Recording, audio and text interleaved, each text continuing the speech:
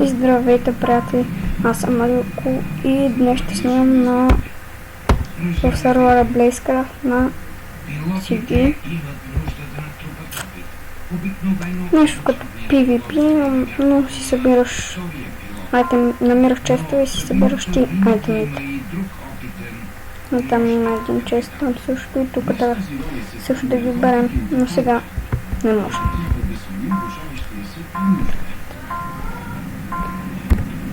И да, така, аз винаги не събирам много айтеми, но после намирам 3-4 честа и ги убирам и се не може да победа.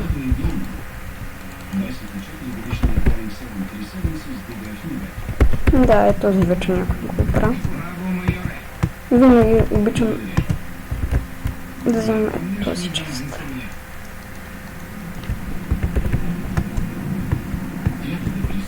Това се го виждам.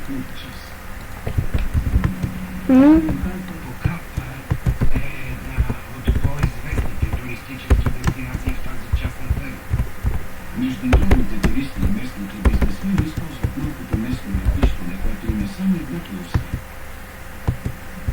Освен това, диспетчерите не разполагат и разчитат на пилотите и самолетите за допълнителна информация за метеорологичните условия.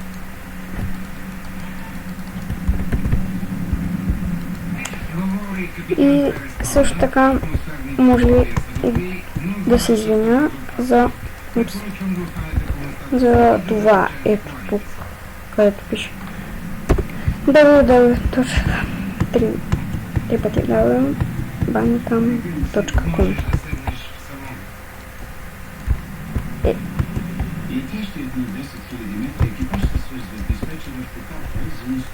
Закони ябълка.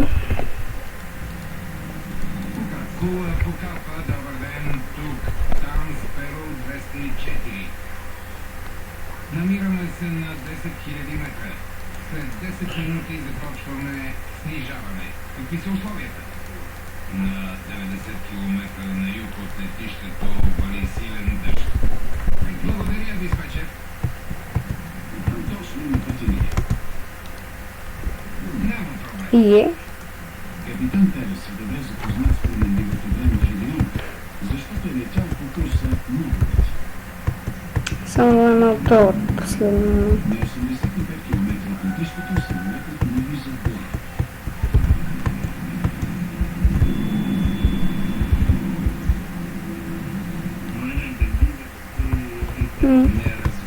Мисълта е, че аз съм намерил някакво хора и да съм ги отгледал да им взема айтемите.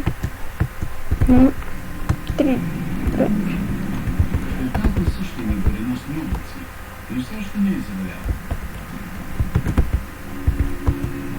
Там сфера от 204 на юг има буря.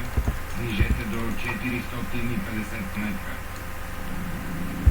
Благодаря, Кулатокалпа. Снижаваме до 450 метра. Докато капитанът изправя автопилота за промяна в височината, на летището пристига друг самолет, който да падва за атмосферните условия.